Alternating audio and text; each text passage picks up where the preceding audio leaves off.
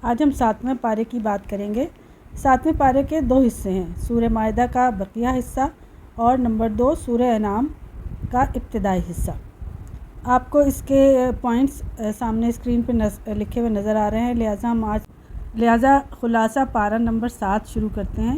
اس پارے میں سورہ مائدہ کی آیت نمبر 83 سے اختتام تک ہے اور سورۃ الانعام کی ابتدائی 110 آیات ہیں۔ پچھلے پارے کے اختتام پر نصاری کی مداح ہو رہی تھی۔ اس پارے کا آغاز بھی اسی کے تسلسل سے ہوا۔ اللہ تعالیٰ ان کی تعریف کرتے ہوئے فرما رہے ہیں کہ وہ قرآن کی آیات سن کر رو پڑتے ہیں۔ علماء کے مطابق یہ آیات نجاشی شاہ حبشہ اور ان کے ساتھیوں کے حق میں نازل ہوئیں۔ اللہ تعالیٰ نے ان کی تعریف فرمائی اور کہا کہ ان کے اس فعل کے بدلے میں انہیں جنت میں داخل کر دیا۔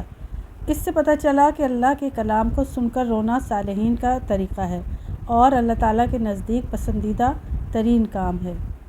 اس کے بعد مسلمانوں کو حکم دیا جا رہا ہے کہ حلال کو حرام مت بناؤ، نیکی میں بھی حد سے بڑھنا اللہ کو ناپسند ہے، تو جو حلال اور طیب ہے اسراف سے بچتے ہوئے ان سب چیزوں کا استعمال کرنا اور کھانا پینا مطلوب ہے۔ نیکی کا مطلب یہ نہیں کہ حلال کو بھی چھوڑ دیا جائے کہ اس کے بعد قسم کا کفارہ بتایا گیا ہے کہ 10 مسکینوں کو اوسط درجے کا کھانا کھلانا یا کپڑے دینا یا ایک غلام آزاد کرنا۔ اگر ان میں سے کسی چیز کی استطاعت نہ ہو تو پھر 3 دن کے لگاتار روزے رکھنا۔ یہ اس قسم کا کفارہ ہے جو ارادتاً کھائی جائے۔ بغیر نیت قسم کے الفاظ منہ سے نکل جائیں تو پھر کوئی کفارہ نہیں۔ شراب، جوا، فال نکالنے کے تیر سب حرام ہیں۔ خبردار کیا گیا کہ شراب اور جوئے کے ذریعے شیطان تمہارے درمیان بغض اور عداوت پیدا کرتا ہے اور نماز سے روکتا ہے۔ اس کے بعد اللہ تعالیٰ نے احرام کی کچھ بحث کی ہے۔ احرام کی حالت میں شکار کی ممانعت ہے، اگر کوئی کر لے تو اللہ کے حکم کے مطابق کفارہ دے۔ یہ ممانعت خشکی کے جانوروں کے لیے ہے، سمندری جانوروں کا شکار احرام کی حالت میں بھی جائز ہے۔ کعبہ مشرفہ، قربانی کے جانور اور مقدس مہینے سب حرمت والے ہیں۔ رسول کا کام صرف پیغام پہنچانا ہے، زبردستی منوانا نہیں۔ رسول کے بعد یہ ذمہ داری آپ کی امت پر عائد ہوتی ہے۔ ناپاک اور پاک برابر نہیں، اگرچہ حرام کی کثرت اچھی لگنے لگے، ہر چیز میں پاکیزگی مطلوب ہے۔ کثرت سوال کی ممانعت ہے، اس سے دین مشکل ہو جاتا ہے۔ دین کے احکام میں آباء و اجداد کی پیروی اللہ کو سخت ناپسند ہے۔ اللہ کی ہدایت کو چھوڑ کر باپ دادا کی پیروی کرنے سے دین اور دنیا دونوں ضائع ہوتے ہیں۔ انسان کے اوپر سب سے پہلی ذمہ داری اس کے اپنے عمل کی ہے، پہلے خود عمل کریں پھر دوسروں تک پہنچائیں۔ اس کے بعد وصیت کے بارے میں آیا کہ اگر سفر میں موت آنے لگے اور وصیت کرنی ہو تو 2 عادل لوگوں کو گواہ بنا لو۔ اس صورت کے آخر میں قیامت کی کچھ منظر کشی ہے کہ اس دن اللہ تعالیٰ تمام رسولوں سے پوچھیں گے کہ تمہاری امت نے تمہیں کیا جواب دیا تھا؟ پھر اللہ تعالیٰ عیسیٰ علیہ السلام پر اپنے انعامات گنوا کر ان سے کہیں گے کہ میں نے تمہیں یہ انعامات اس لیے دیے تھے کہ اس کی تم لوگوں کو اپنی اور اپنی ماں کی الوہیت کی دعوت دو۔ عیسیٰ علیہ السلام نصارہ کے تمام باطل اقوال سے برات کا اظہار کریں گے اور کہیں گے کہ اللہ تعالیٰ یہ تیرے بندے ہیں، چاہے تو انہیں عذاب دے دے یا چاہے تو بخش دے۔ اللہ تعالیٰ فرمائے گا کہ آج سچوں کو ان کی سچائی فائدہ دے گی اور وہی کامیاب ہیں۔ یہاں سورہ المائدہ ختم ہوتی ہے۔ سورۃ الانعام قرآن کی ان 5 سورتوں میں ہے جو الحمدللہ سے شروع ہوتی ہیں۔ یہ مکی صورت ہے اور پوری ایک ہی مرتبہ میں نازل ہوئی۔ 70,000 فرشتے اس کے ساتھ نازل ہوئے۔ اس صورت میں مشرکین کے اسلام اور نبی علیہ السلام پر اعتراضات ذکر کر کے ان کا جواب دیا گیا۔ اللہ کی حمد سے صورت کا آغاز ہوا اور صفت تخلیق کا ذکر کیا گیا۔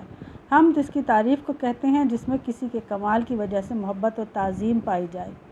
پھر تنبیہ کی گئی کہ وہ تمہارا ظاہر باطن سب جانتا ہے، اسی نے زمین، آسمان، اندھیرا، نور اور تمہیں پیدا کیا۔ پھر کفار کے بارے میں بتایا کہ وہ اللہ کی آیات اور اس کی تخلیق میں غور و فکر نہیں کرتے، حق کا انکار کرتے ہیں۔ قیامت کے دن سے ڈرایا گیا اور بتایا گیا کہ تم سے زیادہ زبردست قوموں کو ہم ان کے گناہوں کی وجہ سے ہلاک کر چکے ہیں۔ گناہ نعمت کے زوال کا سبب بنتے ہیں۔ آج دیکھ لو ان کی جگہ اور لوگ دنیا میں بستے ہیں اور ان کا کوئی نام لیوا بھی نہیں ہے۔ فرمایا گیا کہ جھٹلانا کفار کا وتیرہ ہے۔ آپ سے پہلے بھی انبیاء کا مذاق اڑایا، پھر دیکھیں کہ ان کے جھٹلانے والوں کا انجام کتنا برا ہوا۔ انبیاء اور ان کے ساتھیوں نے صبر کیا تو اللہ تعالیٰ کی مدد آ گئی۔ یہ دلائل کی کثرت سے بھی نہیں مانیں گے۔ آپ کچھ بھی نشانی لے آئیں، یہ انکار ہی کریں گے، لہٰذا ان کے مطالبات پر مت جائیں۔ اصل کامیابی یہ ہے کہ قیامت کے دن رحمت کے حقدار بنیں۔ تکلیف اور خیر دونوں اللہ ہی پہنچاتا ہے، وہ اپنے بندوں پر ہر طرح کا غلبہ رکھتا ہے۔ نبی کریم کو حکم دیا گیا کہ انہیں بتا دیں کہ ہمارے درمیان اللہ گواہ ہے، یہ قرآن خبردار کرنے کے لیے نازل کیا گیا، میں تمہارے شرک سے بری الذمہ ہوں۔ بتایا گیا کہ اہل کتاب نبی کریم کو اپنی اولاد کی طرح پہچانتے ہیں۔ انکار کا سبب لا علمی نہیں بلکہ ہٹ دھرمی ہے۔ پھر مشرکین کو قیامت کے دن سے ڈرایا گیا، نبی کریم کو ان کی حرکتوں سے خبردار کیا گیا۔ فرمایا قیامت کے دن ان کی حسرت دیکھنے والی ہوگی، جب یہ آگ کے سامنے کھڑے ہوں گے، اس دن یہ اپنی سب کوتاہیاں اور غلطیاں مان لیں گے اور اپنے اعمال پر حسرت کریں گے۔ اللہ تعالیٰ کہتے ہیں کہ یہ دنیا جس کی خاطر تم آخرت کا انکار کرتے ہو، یہ تو بس چند روز کا کھیل تماشا ہے، آخرت کا گھر تو متقین کے لیے ہی ہے۔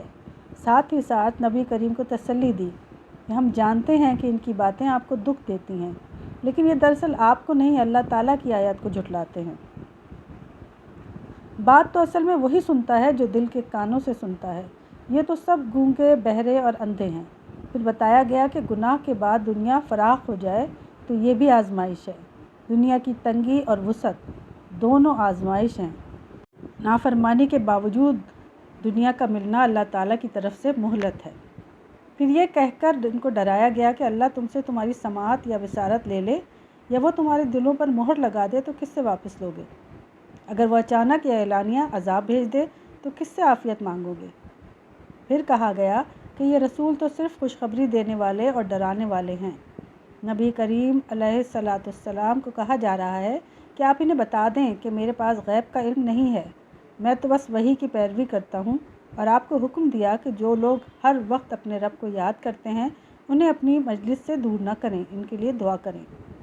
رب کی رحمت کی خوشخبری سنائی گئی کہ جو غلطی کے بعد توبہ کر لے اس کے لیے مغفرت ہے۔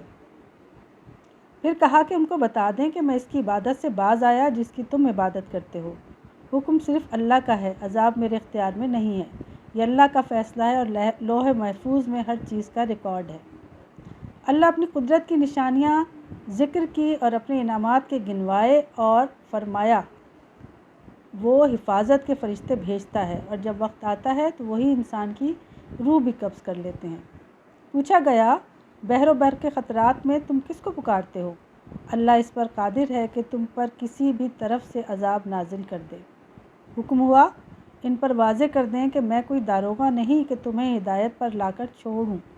ہر چیز اور خبر کا وقت مقرر ہے۔ یہ ہدایت بھی کی گئی کہ جب اللہ کی آیات میں نکتہ چینی کی جا رہی ہو تو اس مجلس سے گریز کرو، اگر بھول ہو جائے تو یاد آتے ہی وہاں سے اٹھ جاؤ۔ یہ بھی واضح کیا گیا کہ ان کے بھٹکنے کی ذمہ داری ایمان والوں پر نہیں، ان کا کام صرف تنبیہ اور نصیحت کرنا ہے۔ ہر کوئی اپنے عمل کا خود ذمہ دار ہے۔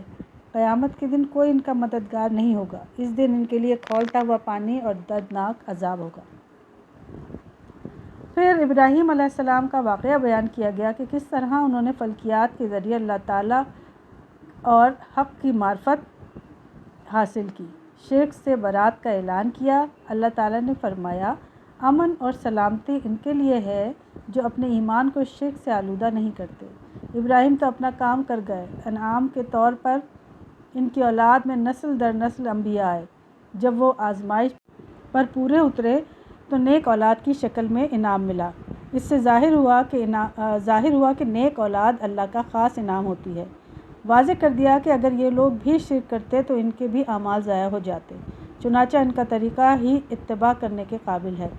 ان اہل مکہ نے اللہ کو حق کے مطابق نہیں پہچانا، اللہ کی معرفت کا انکار ہی دراصل اس کی ناقدری ہے۔ پھر بتایا گیا کہ قرآن بہت خیر و برکت والا ہے، پہلی کتابوں کی تصدیق کرتا ہے، ایمان والے اس پر ایمان لاتے ہیں اور اپنی نمازوں کی حفاظت کرتے ہیں۔ پھر جھٹلانے والوں کو آخرت اور سکرات موت سے ڈرایا گیا۔